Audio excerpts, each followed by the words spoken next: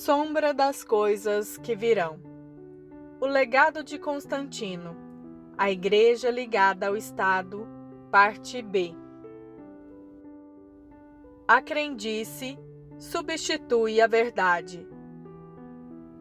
Embora tenha assumido a posição de um imperador cristão, Constantino não se batizou senão pouco antes da sua morte, em 337. Isso se deu por causa de sua crença errada de que o batismo era o meio pelo qual se dava uma remissão mágica pelos pecados, o que, é claro, substituía a cruz. Ele achou que a sua remissão seria recebida com mais segurança numa data próxima do fim da sua vida, quando restava-se pouco tempo para novos pecados serem cometidos. Eusébio, o primeiro historiador da Igreja e o bispo que batizou o imperador, escreveu que Constantino acreditava firmemente que, não importando os pecados que ele havia cometido, como um homem mortal, sua alma seria purificada de todos eles por meio das águas salutares e da eficácia das misteriosas palavras do batismo. Isso pode ser um bom exemplo das crendices e dos falsos ensinos que a liderança de Constantino impingiria à Igreja e que a dominaria nos séculos seguintes. Decisões eram tomadas com base em expedientes políticos e não com base na verdade bíblica. Doutrinas que iriam determinar o curso da história da Igreja por mais de 1000 anos baseavam-se em obscuros escritos de líderes anteriores, já falecidos, em vez de se basearem nas Escrituras. Eliminando as Escrituras. As Escrituras constituem a arma mais poderosa contra o mal que o mundo pode conhecer. É através delas que a verdade da redenção de Deus, por meio da cruz de Jesus, é revelada. Por serem as Escrituras a maior ameaça às diabólicas crendices que estavam dominando cada vez mais a religião cristã oficial, a própria Igreja ficou desconfortável com os escritos sagrados. Isso, com certeza, é uma evidência da apostasia. Como ao ler as Escrituras, facilmente se veria as contradições que as novas doutrinas da Igreja tinham em relação às doutrinas dos apóstolos, em pouco tempo, somente os oficiais da Igreja tinham permissão de possuir e ler as Escrituras. Isso foi justificado como necessário porque as pessoas comuns não tinham capacidade para entender os textos sagrados. Isso tornou a Igreja vulnerável a uma arma poderosa que Satanás passou a ter em mãos, como nunca antes: a ignorância. O Senhor declarou em Oséias 4:6: O meu povo está sendo destruído porque lhe falta conhecimento. A ignorância implica em trevas, onde habita Satanás. Naquela época, o analfabetismo era comum, exceto entre os judeus, e os livros eram praticamente inexistentes. A Bíblia era mantida fechada à chave pelo clero romano, e quando era lida para o povo, era lida em latim, que bem poucos do povo em geral compreendiam.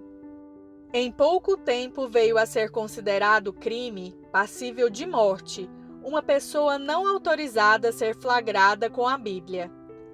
Durante um certo tempo, houve muita dificuldade até mesmo de um sacerdote conseguir obter esta autorização. Essa política era contrária aos ensinos do próprio Senhor Jesus. Assim lemos em Lucas 10:21. Naquela hora, exultou Jesus no Espírito Santo e exclamou: Graças te dou, ó Pai, Senhor do céu e da terra, porque ocultaste essas coisas aos sábios e instruídos e as revelaste aos pequeninos. Sim, ó Pai, porque assim foi do teu agrado. A palavra grega que aqui foi traduzida como exultou é o verbo agaliao, que significa pular de alegria, expressar uma excessiva alegria. A inferência é que tal exultação está perto de um êxtase incontrolável. O Senhor não estava apenas um pouco alegre pelo fato dos pequeninos poderem compreender as verdades do reino. Ele estava em êxtase. De acordo com as próprias palavras do Senhor, um humilde pequenino, um bebê, discernirá a verdade de Deus antes dos sábios e instruídos. Disso não se deve inferir que a sabedoria e a instrução não devem ser buscadas, mas sim que não devemos nos orgulhar da nossa própria sabedoria e inteligência, nem usá-las para dispensar a nossa dependência do Espírito Santo, que nos guia à verdade.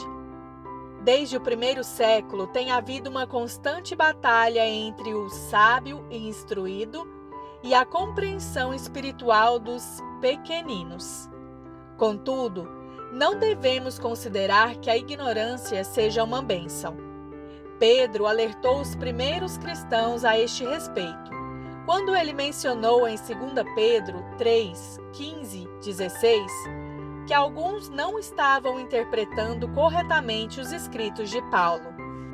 Tenham em mente que a paciência do nosso Senhor significa salvação, como também o nosso amado irmão Paulo lhes escreveu, com a sabedoria que Deus lhe deu. Ele escreve da mesma forma em todas as suas cartas, falando nelas desses assuntos. Suas cartas contêm algumas coisas difíceis de entender, as quais os ignorantes e instáveis torcem, como também o fazem com as demais escrituras, para a própria destruição deles. A ignorância será sempre inimiga da verdade. Os ignorantes e instáveis são propensos a distorcer as escrituras. Contudo, o remédio para isso não é impedir que as pessoas tenham acesso às escrituras, mas sim ensiná-las, o que irá contribuir para que se mantenham firmes na verdade. Temos também que ter em mente que, não importando quanto conhecimento possamos ter, sempre que vamos ler as Escrituras devemos ter a humildade de uma criança, cuja característica básica é ser ensinável. Quando deixamos de ser ensináveis, deixamos de ser discípulos. No esforço que Constantino empreendeu para estabelecer a unidade na Igreja, ele liberou forças que tornaram o cristianismo oficial a religião da ignorância. Isso ele fez ao impedir o debate de tudo o que não fosse a sua visão do que a fé cristã deveria ser. Bem pouca atenção era dada às Escrituras, que quase nunca eram citadas. O enfoque estava no que aquelas desesperadas mentes humanas consideravam melhor para se conseguir em tal unidade. Finalmente, Constantino promulgou uma lei que ninguém poderia exercer o ofício de professor sem uma permissão dada pelo governo. Isso criou um burocrático controle imperial sobre as escolas, impossibilitando o exercício dessa vocação a todos os cristãos que não lhe eram leais. Desse modo, a visão que ele tinha do cristianismo foi selada nas futuras gerações de intelectuais e oficiais. As posições contrárias foram eliminadas por não estar disponíveis a quem quer que buscasse uma educação oficialmente reconhecida, o que era um requisito para ter posições no governo e na igreja. O teste da abundância. Quando Jesus caminhou sobre a terra, ele nunca constrangeu ninguém a aceitá-lo, nem a aceitar os seus ensinos. Ele nunca pressionou nem forçou ninguém. O seu desejo era que os homens o aceitassem exclusivamente por amor a Deus e à verdade, e não por qualquer outra razão. Ele permitiu que a sua igreja passasse por contínua perseguição como um meio de purificar as motivações e o caráter do seu povo. Nem todos foram aprovados neste teste, mas muitos foram, e tornaram-se dignos de reinar com ele como membros da sua casa. Entretanto, assim como o apóstolo Paulo aprendeu a não se perturbar, tivesse muito ou pouco, A Igreja também precisou passar pelo teste de manter a fé e o caráter enquanto ela florescia na adversidade. Infelizmente, bem poucos passaram neste teste. Como foi dito, o Senhor não pôs no jardim a árvore do conhecimento do bem e do mal para fazer com que Adão e Eva tropeçassem, mas para que pudesse provar o seu amor e a obediência a Ele. Não poderia haver uma verdadeira obediência de coração a menos que houvesse a liberdade de poder desobedecer. A noiva do último Adão, a Igreja, assim como aconteceu com a noiva do primeiro Adão, teria também que passar pela prova do fruto da árvore mortal. Tal como Eva, ela o comeu. A Igreja, cujo chamado era de ser pura e casta virgem noiva de Cristo, não apenas teve um caso com o Império Romano, ela se casou com ele. A Igreja e o Estado de tal forma se fundiram e entrelaçaram que chegaram a um ponto que se tornaram indistinguíveis entre si. Constantino buscava ter um consenso com os bispos, pelo menos com aqueles que o apoiavam, mas os imperadores seguintes exigiam que prevalecesse a sua própria vontade em assuntos eclesiásticos, chegando a legislar, em nome dos bispos, sobre questões dogmáticas.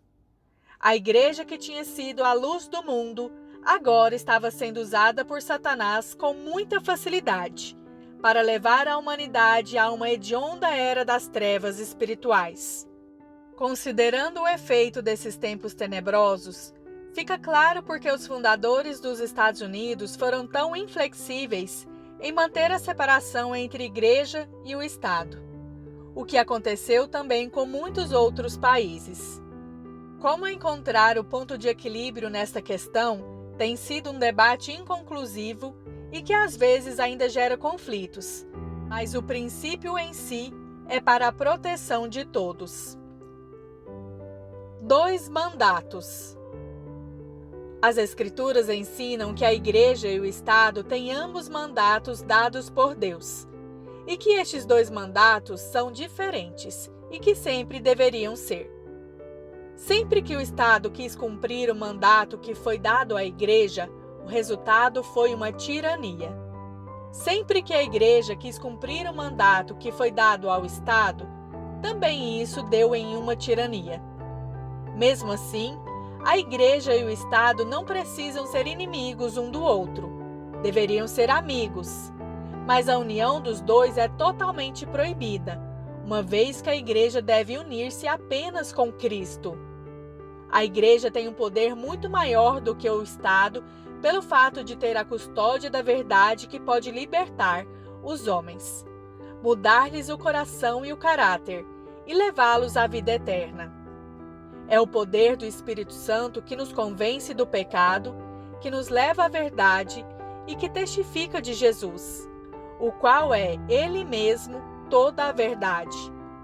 Quando a Igreja procura impor aos homens a aceitação da verdade por meio da força ou da lei, isso pode eventualmente levá-los a fazer o que se deseja, mas não mudará o coração deles. Quando ocorreu um apagão na cidade de Nova York no ano de 1977, houve roubos e muitos locais foram saqueados, até que as luzes voltaram. Isso aconteceu porque a luz que controlava todos os que roubaram e saquearam era uma luz externa. Se houvesse luz no coração deles, todos eles teriam se comportado da forma correta, não importando se as luzes públicas funcionassem ou não. Compete à Igreja transmitir essa luz, de forma que os homens procedam de modo correto, mesmo quando ninguém esteja vendo. Compete ao Estado manter as luzes públicas acesas, para controlar o comportamento daqueles que não têm aquela luz em seu coração. As leis do Estado não podem mudar, nem salvar nem mesmo uma única alma, mas podem ajudar a restringir a corrupção e a manter a paz. A nação que encorajar o temor do Senhor e dedicar-se à justiça prosperará. Entretanto, O Estado não tem autoridade dada por Deus para estabelecer na Igreja aspectos doutrinários e da fé. Sempre que autoridades do governo quiseram fazer isso, o resultado foi devastador, tanto para a Igreja quanto para o Estado. É do maior interesse, tanto da Igreja como do Estado, a manutenção de um relacionamento de respeito mútuo, que busque o bem e a prosperidade de um e outro, sem sacrificar a independência que cada um deles deve ter. A separação é entre a Igreja e o Estado, não entre os cristãos e o Estado.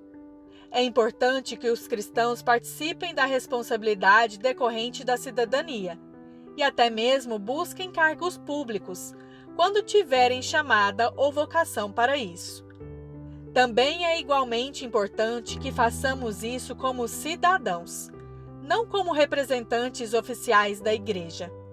Isso não quer dizer que agimos assim para que a moralidade, os valores cristãos e até mesmo os interesses da Igreja se preservem, mas que temos sempre em mente que o maior poder sobre a terra é o poder da verdade. E o maior poder que vai além da terra é a oração. A oração pode realizar muito mais do que qualquer congresso ou tribunal internacional, porque a oração pode mover a mão de Deus. Quando a Igreja casou-se com Roma, o modo de agir de Roma fluiu para a Igreja, ao passo que a Igreja teve um efeito de santificação bem reduzido sobre Roma. Os procedimentos mundanos de Roma invadiram rapidamente a Igreja de 4 maneiras principais. Primeiro, uma multidão de homens e mulheres não convertidos afluiu à Igreja. Isso foi alimentado pela perspectiva de receber um favor imperial ou uma promoção neste mundo. Eusébio, o historiador da Igreja e amigo de Constantino, censurou publicamente a escandalosa hipocrisia daqueles que foram entrando na Igreja assumindo o nome de cristãos. Isso enfraqueceu a observância da moral cristã, a dedicação à verdade doutrinária e até mesmo à fé monoteísta, uma vez que muitos trouxeram seus antigos deuses consigo. A tentativa de cristianizar estes outros deuses levou à idolatria de Maria, mãe de Jesus e dos santos. Segundo, a sedução das coisas temporais corroeu a dedicação aos propósitos eternos de Deus. Os bispos e outros oficiais da Igreja de repente viram-se recompensados com grandes riquezas, honras mundanas e poder pelos seus favores e apoios. Em pouco tempo se passou a dizer que as festas dos bispos ultrapassavam a dos reis. Em um franco reconhecimento dessa situação, Gregório Nazianzeno, em sua mensagem de despedida do Concílio de Constantinopla, afirmou: as pessoas agora não vão atrás de bispos, mas de oradores hábeis em retórica, não de pastores de almas, mas de administradores de dinheiro, não daqueles que dão ofertas com um coração puro, mas de poderosos paladinos. Sem dúvida, o mesmo pode ser dito a respeito de muitas de nossas igrejas hoje. Terceiro, os líderes da Igreja deixaram de servir aos rebanhos e se tornaram capatazes sobre eles. Em uma só geração, a liderança geral da Igreja passou da maneira com que Jesus dirigia ao modo de Roma. E uma nova hierarquia surgiu dentro da Igreja, construída sobre o orgulho e a subserviência. Quarto, a liberdade religiosa foi abandonada. Penalidades cada vez mais severas foram impostas sobre aqueles que se atreviam a não seguir, mesmo nas mínimas questões, os dogmas e as práticas da Igreja oficial. Nas Escrituras, a excomunhão é a penalidade extrema que a Igreja está autorizada a impor. No seu casamento com o Estado, a Igreja rapidamente começou a empregar meios seculares para forçar a sua vontade sobre os crentes, e depois sobre a população em geral. Em pouco tempo, o ensino de qualquer doutrina que não se alinhasse com a posição da Igreja oficial era marcado como heresia e a pessoa era afastada, depois presa e finalmente recebia a punição final, a morte. Por séculos, o fato de até mesmo ser flagrado com uma Bíblia sem ter necessária autorização das autoridades da Igreja era um crime punido com tortura e morte. Os escritos de Agostinho foram usados para justificar o empenho da Igreja oficial em estabelecer o reino de Deus na terra pela força e violência, em vez do Espírito. Agostinho tinha escrito uma das afirmações mais concisas com respeito às formas de poder que a Igreja tinha que usar. Suas palavras foram: nada conquista, a não ser a verdade, e a vitória da verdade é o amor. Entretanto, posteriormente ele mudou de opinião publicamente, quando não teve sucesso em converter os donatistas por meio da lógica, mas os viu subjugados pelo poder de um edito imperial. Então ele escreveu: de início, minha opinião era de que ninguém deveria ser coagido à unidade de Cristo, e que temos de atuar apenas com palavras, lutar apenas com base em argumentos, e vencer pela força da razão, para que não tenhamos os que sabíamos ser reconhecidos hereges, fazendo-se passar por católicos. Mas essa minha opinião foi superada, não por causa das palavras daqueles que afirmavam o contrário, que a desafiavam, mas por causa dos exemplos convincentes de que eles puderam apresentar. Os exemplos convincentes, a sujeição dos donatistas pela força do império. Assim escreveu o renomado historiador da Igreja Henry C. Sheldon. Essa teoria revisada foi apoiada por Agostinho com zelo sem hesitação. A perseguição, argumentou Sheldon, é caracterizada conforme a sua origem e o seu objetivo, pois os bons, ao perseguirem os maus, com o objetivo de torná-los bons, estão servindo a um fim benigno. Na era anterior, o cristianismo sofreu perseguição dos ímpios. Agora é ele quem tem esta regalia. Uma teoria foi afirmada e estabelecida por Agostinho, que, embora aperfeiçoada na prática por sua piedosa e benevolente disposição, continha, não obstante, a semente de todo o sistema de despotismo espiritual, da intolerância e da perseguição, e até mesmo do tribunal da Inquisição. Mesmo engano maligno que resultou na tortura e na morte de milhões que se recusaram a dobrar-se diante da Igreja oficial da Idade Média, pode ser também encontrado na raiz da liderança autoritária da Igreja que tem ferido a muitos em nossa própria geração. A origem de outros males e da corrupção é a mesma, quer estejam sendo usados para destruir um grande movimento espiritual ou um grupo de oração em um lar. Se não compreendermos os esquemas do inimigo, continuaremos sujeitos a eles. Todavia, vitórias sobre esses males foram obtidas por grandes almas no passado, por aqueles que foram nossos ancestrais espirituais. Em cada geração, vindo o inimigo como uma enchente, querendo a tudo tomar, o Senhor sempre levantou aqueles que se tornaram um estandarte contra ele. O reconhecimento da verdade bíblica nos liberta, e a permanência nesta verdade nos mantém livres. Muitas das atuais doutrinas e práticas de movimentos cristãos recentes ainda têm suas raízes mais em Roma do que em Jerusalém e Antioquia. Parte disso é inofensivo, mas uma parte constitui um grande impedimento para o maior avanço espiritual. O preparo da noiva para a vinda do rei e o testemunho dela ao mundo até ele retornar. Podemos comparar essas doutrinas e práticas com as Escrituras, e pela visão da história, podemos reconhecer a origem de seus frutos.